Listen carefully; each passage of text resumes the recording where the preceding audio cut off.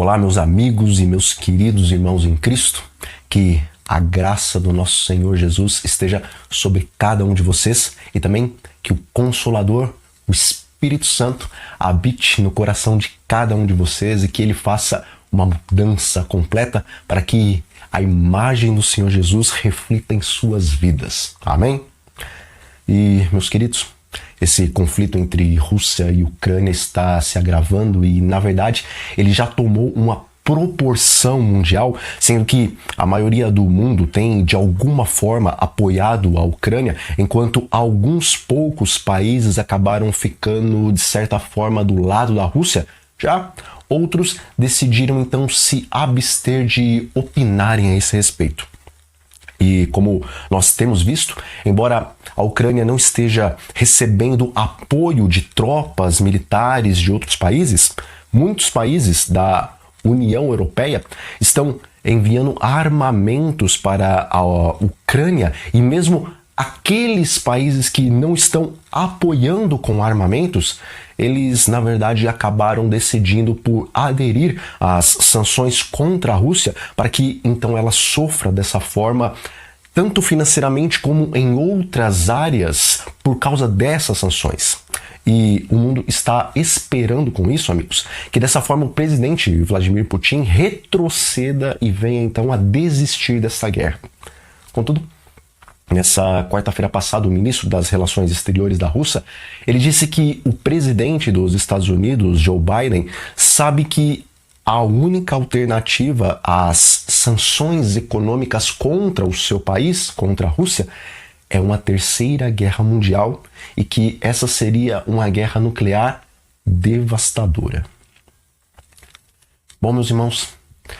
embora os anjos estão segurando os quatro ventos, não permitindo que uma devastação completa ocorra sobre este planeta, ainda assim,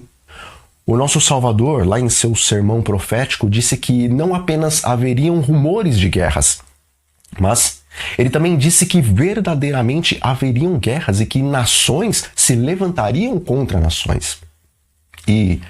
embora nós temos certeza que antes de serem selados os 144.000, os anjos têm ordens para não permitirem que haja uma devastação tremenda sobre o planeta, conforme está escrito lá no capítulo 7 do livro do Apocalipse. Ao mesmo tempo, não podemos ter plena certeza de que ogivas nucleares não sejam lançadas em alguma parte do mundo, porque mesmo segurando os ventos da devastação pelas guerras, ainda assim, lá no final da Segunda Guerra Mundial foi lançada uma bomba atômica sobre as cidades de Hiroshima e Nagasaki, não é verdade? Bom, meus irmãos,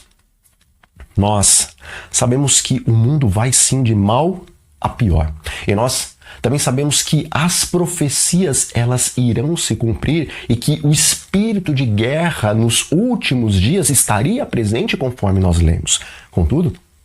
não é certo o pensamento de que somente devemos orar pelo reavivamento da igreja e não devemos orar para que Deus interfira nos conflitos com o pensamento de que as profecias então precisam se cumprir. E isso eu digo porque lá em 1888, quando uma lei dominical estava prestes a ser aprovada no Senado norte-americano e quando as primeiras gotas da chuva serôdia estavam caindo por conta da conferência de Minneapolis, alguns adventistas naquela época diziam que o povo não deveria se preocupar em orar e nem em lutar para que o decreto não fosse promulgado, pois eles diziam que a profecia devia se cumprir e o povo de Deus não devia se interferir nisso. Contudo, Ellen White, inspirada pelo Espírito Santo de Deus, repreendeu esse pensamento, afirmando que era obrigação dos cristãos guardadores do sábado e de toda a lei dos 10 mandamentos orarem e fazerem o possível para que a liberdade religiosa não fosse tirada antes do tempo, para que a obra evangelística não fosse prejudicada com isso. Amigos, os que são estudiosos do Espírito de Profecia sabem que em duas datas, 1844 e 1888, o Senhor estava disposto a trabalhar de tal forma com o seu povo, para que então a sua vinda fosse abreviada. Contudo, pelo despreparo do povo do Senhor, então ele não pôde abreviar a sua volta. E hoje nós vemos claramente que Deus está buscando preparar um povo para poder transladá-lo dessa terra, mas assim como os adventistas do passado estavam despreparados e extremamente atrasados na obra, hoje nós também estamos atrasadíssimos na obra da pregação do Evangelho e, nesse momento, uma guerra que envolvesse vários países, embora pudesse trazer, sim, reavivamento a algumas pessoas, por outro lado, ela seria um gigantesco empecilho para levarmos avante a obra do nosso Deus. E na versão do e-book do livro Eventos Finais, lá na página 174, o Espírito de Profecia nos diz assim: o trabalho que a igreja tem deixado de fazer em tempo de paz e prosperidade terá de realizar em terrível crise sob as circunstâncias mais desanimadoras e proibitivas. Irmãos,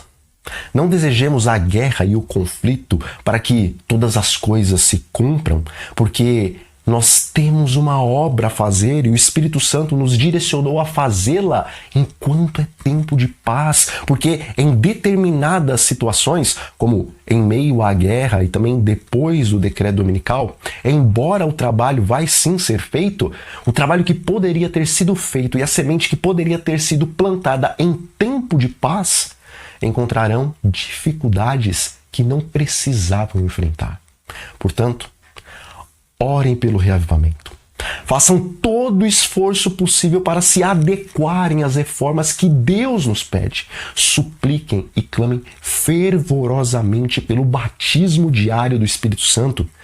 mas também continuem orando para que Deus não permita ainda que os ventos sejam soltos, para que a obra ainda possa avançar em tempo de paz. E orando assim, não pense que com isso a volta de Jesus será adiada ou coisa parecida. Porque se pedimos com sinceridade para que Deus segure os ventos por mais um pouco de tempo com a finalidade de avançarmos na obra, então